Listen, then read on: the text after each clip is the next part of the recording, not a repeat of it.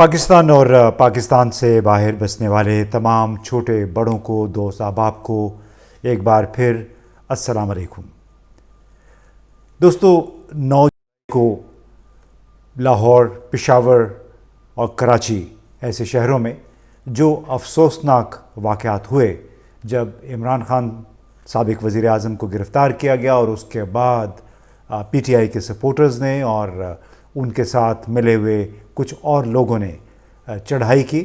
मुख्तलिफ़ ऐसी इमारतों पे जो एसोसिएटेड हैं पाकिस्तान की अफवाज के साथ। उसमें कोर कमांडर हाउस लाहौर, इस तरह बाला हिसार किला पेशावर का, और बहुत सारी ऐसी तनसीबात, अस्करी टावर जैसे इलाकों पे लाहौर में हमले किए गए, तोड़ फोड़ हुई, आतिशज़नी हुई, और फिर हमने TV पे वो अफसोसनाक मनाजिर देखे कि बिल्कुल राख हुई टूटी फूटी चीज़ें पड़ी हुई थी उस घर में, कोर कमांडर साहब के घर में, जिसको बाद में पता चला कि वो जिना हाउस था। अब इंतहाई अफसोसनाक वाक़यात, उसकी वजह से PTI को बहुत नुकसान भी उठाना पड़ा है, और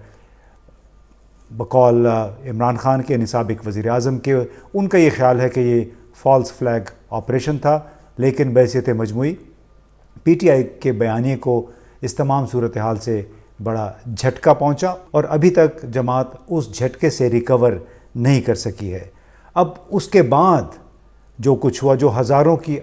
तादाद में गिरफ़्तार हुए लोग, उसमें ज़्यादातर नौजवान लोग थे, ख़वातीन भी थीं। उनमें से एक नौजवान गिरफ़्तार हुआ वाक़े के 2 दिन के बाद, और 3 हफ़्ते के बाद घर वापस आया लाहौर में। अब मैं शनाख्त उसकी नहीं बताऊंगा, लेकिन हमारे बहुत करीबी जानने वाले हैं, उनका वो साहबजादा है। और हुआ ये कि जब गिरफ़्तार हुआ 2-3 दिन तक पता नहीं था, और जब उन्होंने 50,000 रुपये किसी को दिए तो ये मुखबरी उनको हुई, इत्तला दी गई कि जी फ़लाँ जगह पे उनको रखा गया है। फिर जब वो मुलाकात के लिए घर वाले पहुँचे, वहाँ भी उनको मज़ीद 50,000 रुपये अदा करने पड़े मुलाकात के लिए, जो पहली मुलाकात थी। फिर बाद में उन्होंने कोशिश की कि उसकी ज़मानत करवाई जा सके, क्योंकि CCTV फुटेज में उस नौजवान का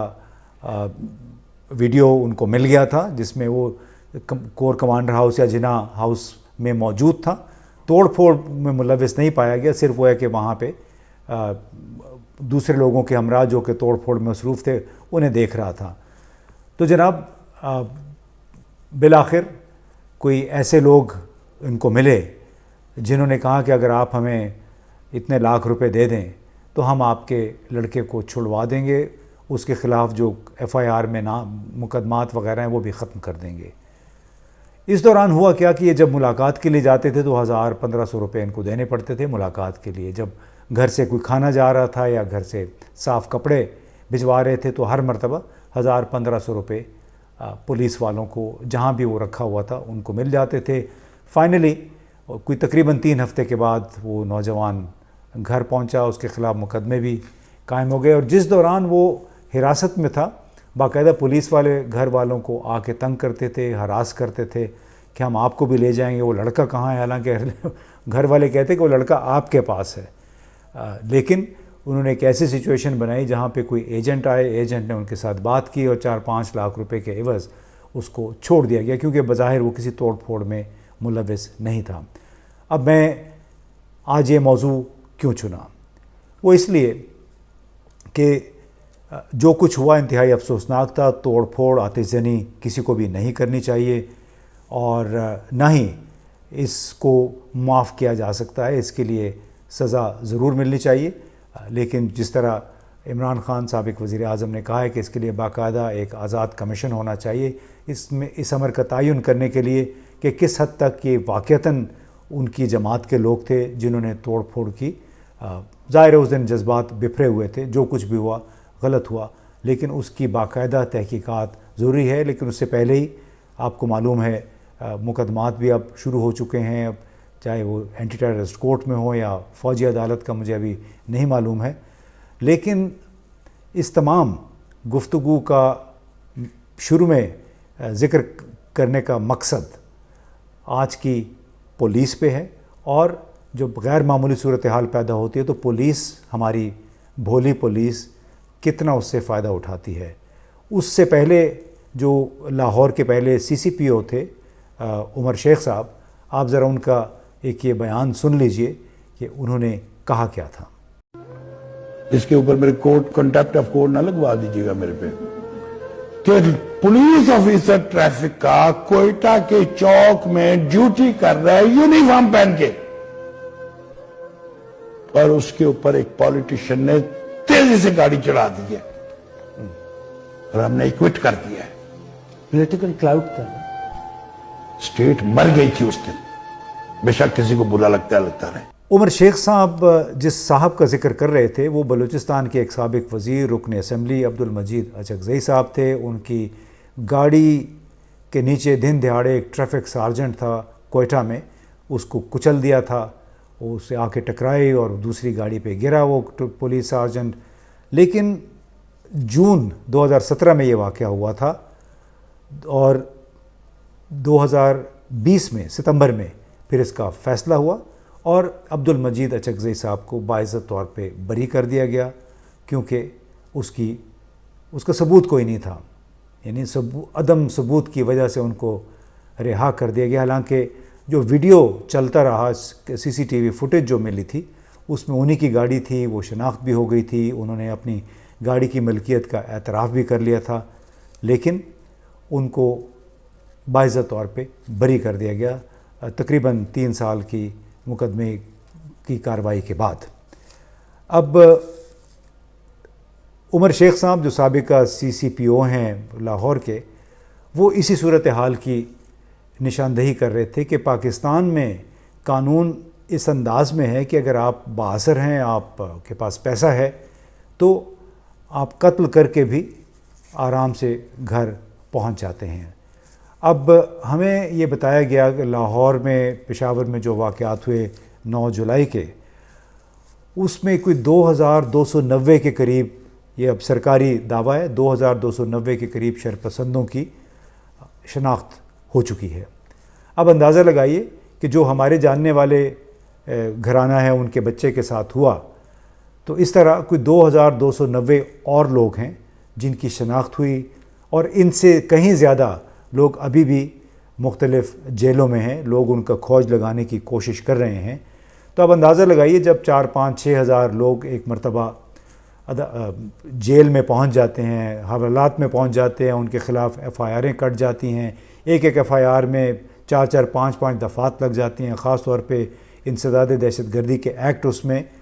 لگا دیے جاتے ہیں، اور اس میں ایک ہی ایف آئی آر میں 4 5 لوگوں کا 10 لوگوں کے نام ڈال دیے جاتے ہیں۔ تو اب اندازہ لگائیے کہ پولیس کے وارے نیارے نہیں ہو جاتے، یعنی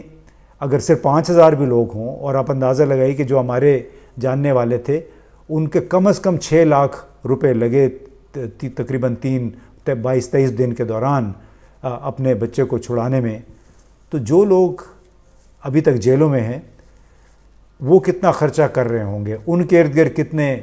جو ایجنٹس ہیں منڈلا رہے ہوں گے کہ آپ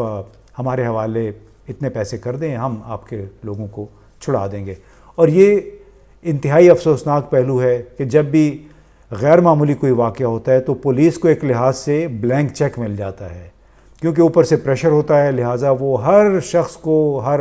خاتون کو ایف آئی آر میں ڈال کے اریسٹ کرتے ہیں، حوالات میں بند کر دیتے ہیں، اور بعد میں جوڑ توڑ بھاؤ تاؤ ہوتا ہے، جس کے نتیجے میں غریب جو پولیس والے ہیں ان کی بھی کچھ دہاڑیں لگ جاتی ہیں، ان کا بھی کوئی ضروریات پوری ہو جاتی ہیں۔ لیکن گوش گزار میں یہاں پہ یہ کرنا تھا کہ ہمارا ایف آئی آر کا نظام انگریز کے زمانے کا چھوڑا ہوا ہے، 150 سال سے اس میں تبدیلی نہیں آ سکی ہے۔ اسی ایف آئی آر کے طریقہ کار سے فائدہ اٹھاتے ہوئے ہماری پولیس فورس، پولیس اہلکار لوگوں پہ دفعات لگائے چلے جاتے ہیں، اور جو ایک کچی ایف آئی آر ہوتی ہے اسی کو پکی ایف آئی آر تصور کر کے، اور اس میں لوگوں کو کئی ہفتے، مہینے، سال تک بند رکھتے ہیں۔ شاید جو ٹاپ لیول، اعلیٰ ترین سطح پہ، سیاسی لیول پہ اس بات کا ادراک نہیں ہو پاتا ہے کہ ان کے ایک حکم کی تعمیل کے لیے نچلے لیول پہ پولیس افسران، افسر شاہی ہر وہ کام کر گزرتی ہے جو کہ قانون سے ہم مطابقت بھی نہ رکھتا ہو، لیکن باسز کو وہ ضرور خوش کرتا ہے۔ تو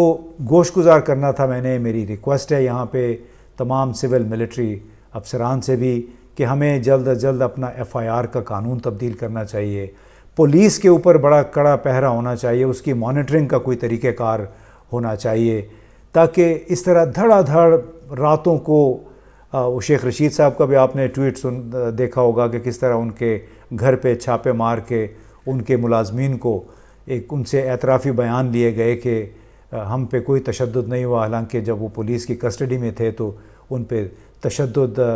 کے نشانات بھی تھے۔ وہ تشدد کیا ہوتا ہے؟ ضروری نہیں کہ آپ کسی کو ہاتھ لگائیں، تشدد یہ بھی ہوتا ہے کہ آپ نے کسی بالکل چھوٹے سے سیل میں کسی کو بند کر دیا، یا 24 گھنٹے مکمل اندھیرا ہے، یا پھر 24 گھنٹے وہاں پہ روشنی ہو جاتی ہے، روشنی کے باعث آپ کوئی سو نہیں سکتا، آپ کو وقت پہ کھانا نہیں ملتا، یہ بھی تشدد کی ایک قسم ہے۔ تو آپ یہ کوئی نہ کہے کہ تشدد صرف وہی ہوتا ہے کہ آپ نے چھڑی سے کسی کو مارا ہو، کوڑے مارے ہوں، جی نہیں، ہر قسم کا وہ ہتھ کنڈا، وہ ٹیکٹک جس کے ذریعے کوئی بھی شخص نہ خوراک کھا سکے، نہ سو سکے، نہ آرام کر سکے، نہ وقت پہ باہر نکل سکے